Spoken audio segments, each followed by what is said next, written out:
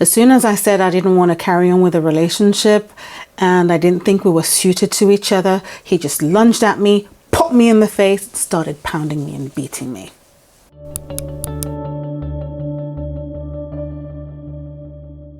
Hello everyone, welcome back to my channel. My name is Ngozi. If you are new to the channel, you are welcome. Don't forget to subscribe, click on that little notification bell so you never miss an upload. On this channel, we talk about love, marriage, dating, friendship, pregnancy, kids, any real matter in the community that is trending, we'll talk about it on this channel. And today we are talking about boiling frog syndrome. This is a metaphor that is used to describe the failure to act in a problematic situation that will increase in severity until it reaches catastrophic proportions. Every single one of us at one point in our life would have accommodated or tolerated poor behavior, poor treatment, basically changing your plans for someone else's agenda to some degree. To explain a bit further, it literally means that when you place a frog inside of a hot boiling pan of water, it's going to immediately spring off your hand and take off. However, if it's a cold pan of water, place it on a cooker, no fire, no heat, slide the frog in, the frog will actually sit in there and relax. Now, when you set fire to the pot and it starts to increase in temperature, the frog starts to adjust in the water, assuming that perhaps it's in a tropical country of some sort and it's just getting warm in here. It won't leave, it won't act. And over a period of time of increasing the temperature all the way up to boiling point, a frog could actually still be in the water, lose its senses, get into a daze, its organs start shutting down, and it dies. And that's how you can actually boil a frog. Some frogs, on the other hand, can get to a really dangerous state and still jump off, and survive. It's not the case most of the time, but some frogs will do it. And this is indicative of human beings in situations that they're not comfortable with. You tell yourself you're tolerant, you tell yourself you're thoughtful, you're accommodating, you're understanding, you're long-suffering, and so on and so forth. Now, about 25 years ago, when I was a young teen, I came to this country and I kept in touch with some individuals that I knew as acquaintances and friends back in Nigeria. One particular man stayed in touch with me. He was really nice. He was like an uncle in some way. I say that because he was about 20 years older than me. And he had a Mercedes Benz. He had his own business, owned his house. Staff report to him. He, was respected in his community and, he was successful, and the fact that he was a family friend as well, it was nice to stay in touch. And he would call me and find out if I was settling in okay. He would advise me, he would encourage me with my university course at the time. He was really supportive and really lovely, and just showing that support as someone who knew the family and was concerned about me. So I never in a million years assumed that he had any intention of wanting to date me or wanting me to be his wife or anything of the sort. That never crossed my mind. He was someone I just respected and, just thought was really nice and kind to me. So when I turned 21, and little did I know he was waiting, but when I turned 21, the conversation started changing and he started saying that he loved me and wanted to be with me. He loved hearing my voice and, it just developed. As I say, he planned this all out. He planned this all out. From day one, he knew exactly what he wanted with me. Or at some point, he knew exactly what he wanted. And I don't know what point that was when it changed, but surely this was a grooming stage. So eventually these calls then turned to, you've got to visit, you've got to visit. It was a long distance relationship. It wasn't enough. And so I said, okay, I will visit. And so I did. As soon as I got to Nigeria, I realized that everything had been organized without my input. So the itinerary was already organized. I had plans to come back, see him, yes, but I also wanted to see my friends. I wanted to hang out. I wanted to do things that I wanted to do. But he had organized everything. We're going to be here at such and such a time. We have to meet so and so. We have to be at so and so. You have to put on this dress. I want you to come here. You need to meet my dad, blah, blah, blah. And it was just all organized. And of course, being someone I respected, even though I was 21, the age gap and at the time at which I knew him and the way I was towards him, that, the conditions of that relationship was still there, respect in that way. There's different kinds of respect, but this was still that respect from a a young person to an adult, a full-fledged adult, right? And I just went along with it. But already the temperature of my pot started getting hotter. And this was me shifting around in it, trying to adjust. It starts that little, just as little as that. Once it starts to, flare up in such a way where you can't say your mind, you can't say what you think or what you feel because you feel you might offend the individual, that's a bad sign. That's a red flag. Next thing you know, I finally find a moment to go back to my house, see my mom, my family, and this boy that I knew from way back, a really good friend, we were children. We would play outside of church and things like that. He heard I was back and I was really excited to see him. Hadn't seen him in a long time. Sweet little boy. He came around. He's grown like I was. We were in our 20s. Actually, we were exactly the same age. He was 20 and I was 21. We were just months apart. So he comes round and, it's like, oh my God, is that you? Big hugs. I hold his face. I'm like, oh my God, you've changed. Are you growing a beard? Da, da, da, da. We went on and on.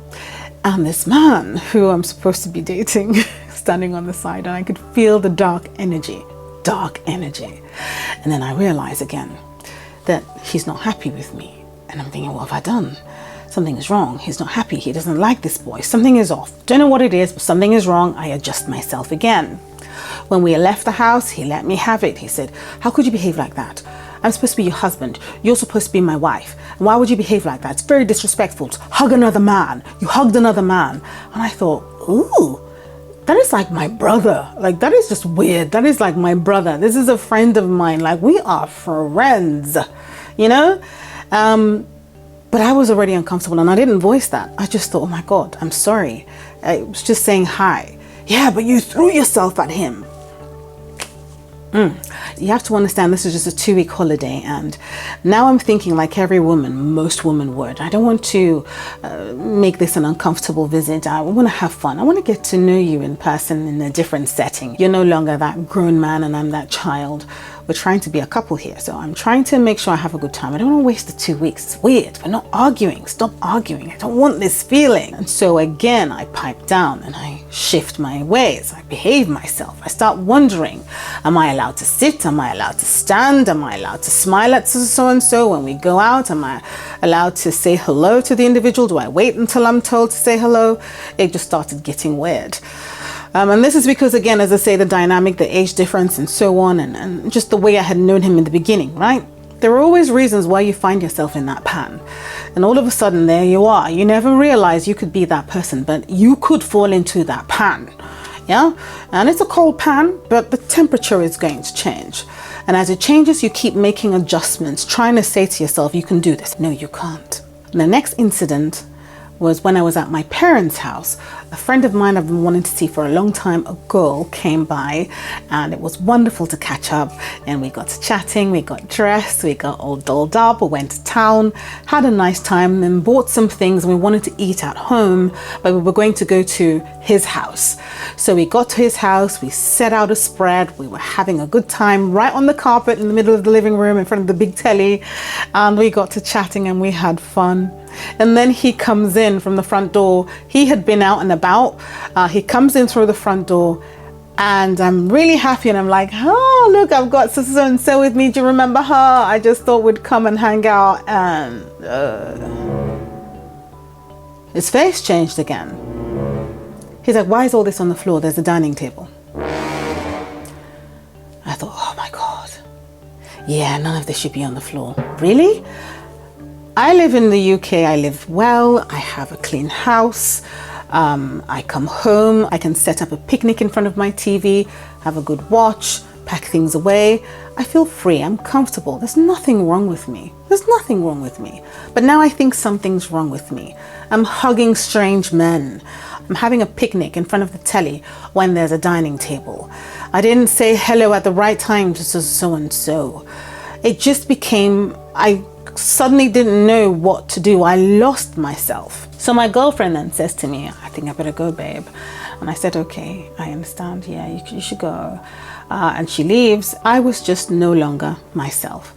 At this point, I knew I wasn't going to, carry on with him. And this is where I say to myself, I'm going to jump. But I had to wait for those 2 weeks to lapse so I could leave and then make my intentions known. And I wanted to make those intentions known just right at the end. So I, being an outspoken person, I'd say what I want, I'd speak up. I have no problem being myself anywhere. I'm very comfortable in my own skin. But I found myself completely shutting myself away. That's it, my organs right in the pan, dear frog, everything shutting down. And I say to myself, it's going to be okay. You can do the 2 weeks. Right at the end, you let him know how you feel about the situation, and then you leave. That's when you jump. We are 10 hours away from my flight and we are in transit. I don't know my whereabouts. I don't know my way to the airport. I'm depending on him. So we've traveled to that state and then we stop over at his brother's house where we'll wait and hang out for a bit until it's close to check-in. And then we'll drive a short drive to the airport and then I'll board. So at this house, we hang out, we're eating, his brother is fun, brother pops out for a bit for whatever reason. And, again, a conversation starts. And the whole time his brother was there, I was uncomfortable. I smile, when I think I can.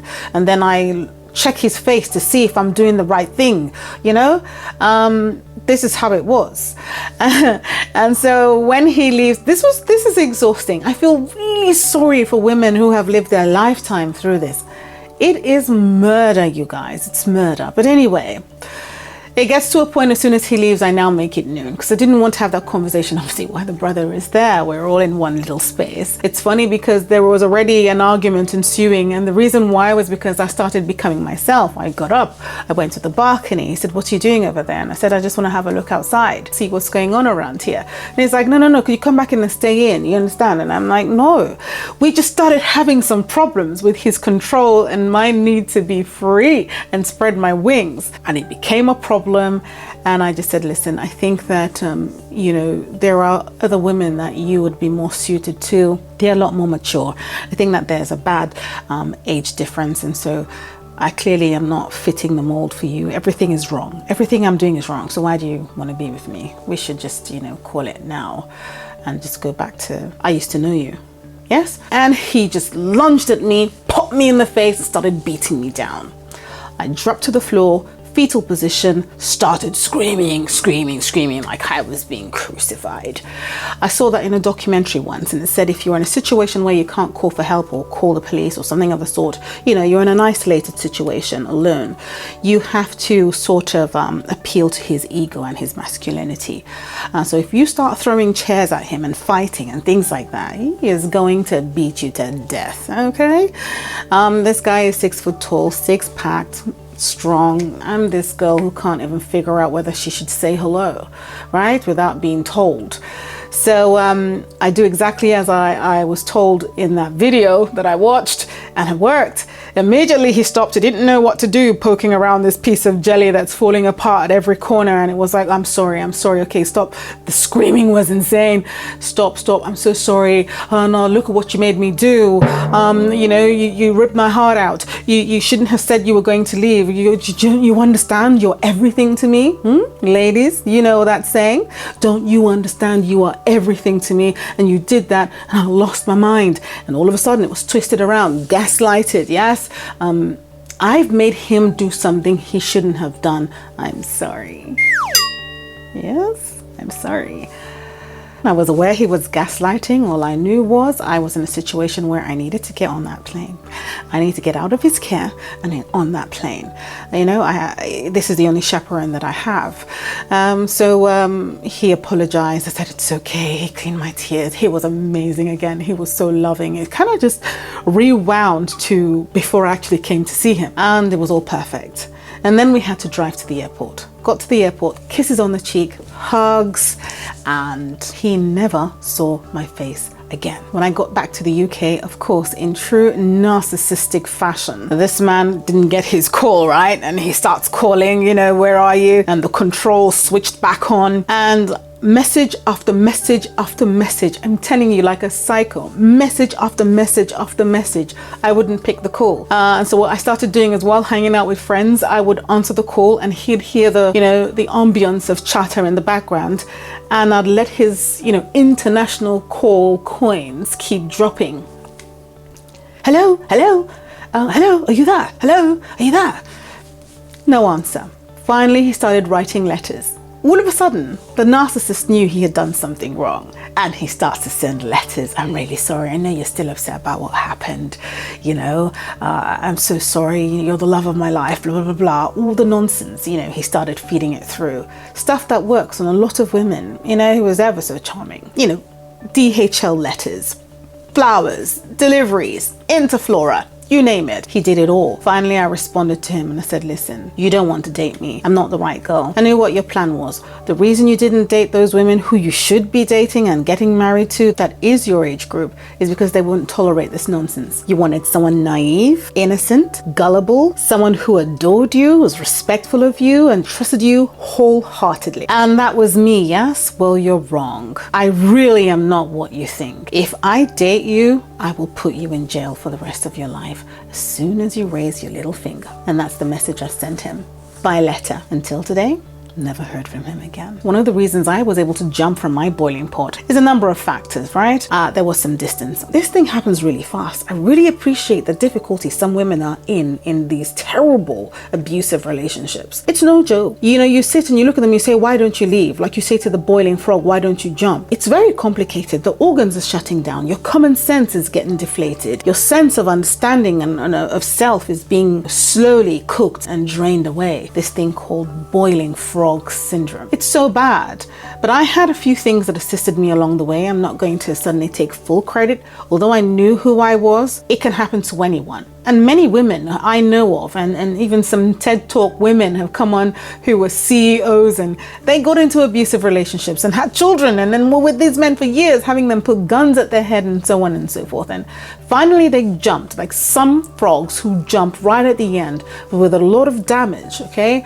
A frog later on hops away and might die from the injuries of, internal damage. That word, internal damage, is something a lot of women carry around who have stayed the length of time with these abusers, okay? Now, it doesn't only apply to love relationships. It could be friendships. You lose yourself because you want to be a part of a person's life. You like them, you admire them, and you suddenly, put yourself down and think, oh, look at me having this person be my friend. I feel so privileged. And every single time you show up, they say, oh, don't do that. And immediately you don't. Oh, don't wear your hair like that. And immediately you change it and you lose yourself. You die. That's what it is. You boil the frog until it dies. Yes.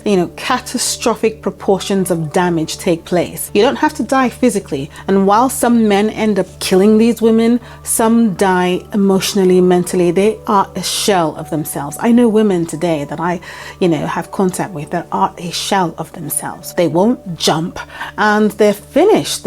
They're not there. You think to yourself, why don't you leave? No, they just won't. They're dead. You understand? They're dead. You can pray for them. That's it. But they're gone. Their sense of understanding, the way they think, everything about them has been destroyed, and they believe they are the problem. It's a very bad thing that can happen to an individual. The key thing here is failure to act in a problematic situation. Failure to act. As soon as it doesn't work for you, as soon as you see those flags, dear ladies, you have to respond. You've got to do something about it. It could be a job. You had ideas of what you wanted to do and what you were going to bring to a company, and then you come with it and they say to you, yes, sometime down the line, this is the way the company is going. But for now, this is where we are. But what you've got is what we need for when that time comes. And then you sign the contract and you're in, and that never happens. And you're in this job and you keep getting these fake promises here and there, and you keep going. And one day you lift your head up, you're 65 years old and it's time to retire, and you lost your whole life, your whole potential, everything that you could have been. It is said that the worst form of loss is actually not death. It's actually what is dead while you are still living. And there are a lot of people moving around that are dead, but you see them walking around in their suits and their ties and their outfits and their makeup, but they're gone. They're completely gone. Please act as soon as you see that there is a problem. Please act as soon as you realize you're no longer comfortable, you're no longer yourself. You've got to act. Leave a comment down below. Let me know if you've been in a situation like this, if you've had a friend. You know, the complicated one is being friends with individuals who are really in a bad situation. I've been there. Maybe that's a story for another day, or maybe that's someone else's story to tell. Yes? But let me know in the comments down below what your experiences are. Have you been in an abusive relationship? When did you leave? At what point did you leave? Are you still there? And I hope not. And if you're watching this video, then I really am wishing you the best in your choices to leave. And I know there are a lot of reasons why women don't leave. Yeah, let me know in the comments down below what your thoughts are on the topic and what your experiences are on the same subject. Thank you so very much for watching. Remember to jump as soon as you're not comfortable. I'll see you again soon in the next video. Until then, have a good morning, a good afternoon, a good night, wherever you are in the world, and I'll see you then. Bye.